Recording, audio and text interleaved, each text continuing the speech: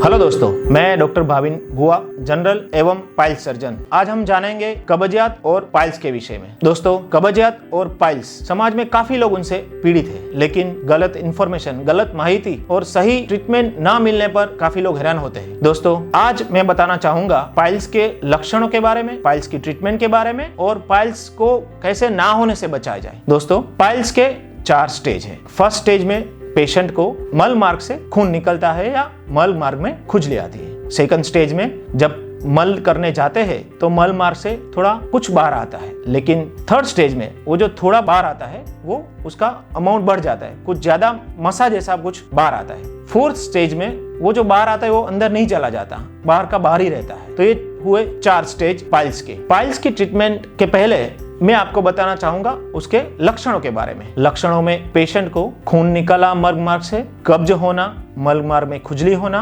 और मल मार्ग में कभी कभी थोड़ा दुखना, ये सब है पाइल्स के लक्षण। पाइल्स की ट्रीटमेंट के बारे में अलग अलग स्टेज के लिए अलग अलग ट्रीटमेंट है।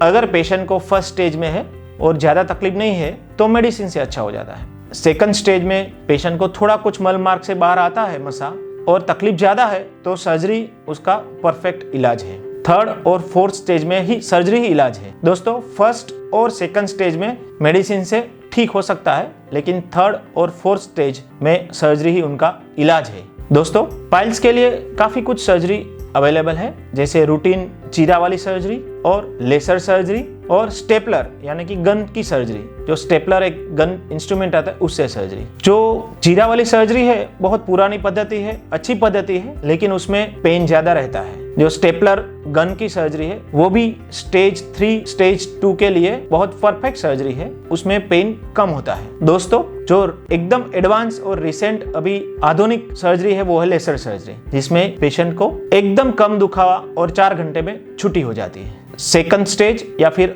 शुरुआत का थर्ड स्टेज में ये सर्जरी बहुत अच्छा रिजल्ट देती है। दोस्तों, ये हुई पाइल्स की सर्जरी की बात। अब पेशेंट को सर्जरी नहीं करानी है तो उसके कॉम्प्लिकेशंस क्या होते हैं अगर पाइल्स का सर्जरी ही ना कराए कोई, क्योंकि लोग दवाई से ज्यादा पसंद करते हैं कि सर्जरी ना करानी हो, क्योंकि पेन और दूसरे कुछ गलत माहिती की वजह से पाइल्स की सर्जरी कई लोग नहीं कराते हैं। तो दोस्तों, मेरा यह कहना है कि पाइल्स की तकलीफ थोड़े टाइम के लिए आप उनको रोक सकते हैं। आप दवाई लेते हो, अच्छा हो जाता है, लेकिन आपको पता नहीं है कि फर्स्ट स्टेज का पाइल्स धीरे धीरे थर्ड और फोर्थ स्टेज का चला जाता है। उसके बाद जो सर्जरी करते हैं वो भी तकलीफदायक ज्यादा रहती है और उनके रिजल्ट भी थोड़े कम आते हैं। तो जितनी सही समय पे सर्जरी करना हो पेशेंट के लिए एकदम लाभदायक है। दोस्तों, पाइल्स को ना होने से कैसे बचाया जाए वो मुझे आपको बताना है। एक, जब टॉयलेट की पोजीशन, जब टॉयलेट करने बैठते हैं तो इंग्लिश टॉयलेट हो तो उसमें पाइल्स की शक्यता कम रहती है। इंग्लिश टॉयलेट में जब पाँव के नीचे कम से कम 1 या 1.5 फीट का स्टूल रखते हैं तो जो पाँव और पेट के बीच में जो एंगल बनता है वो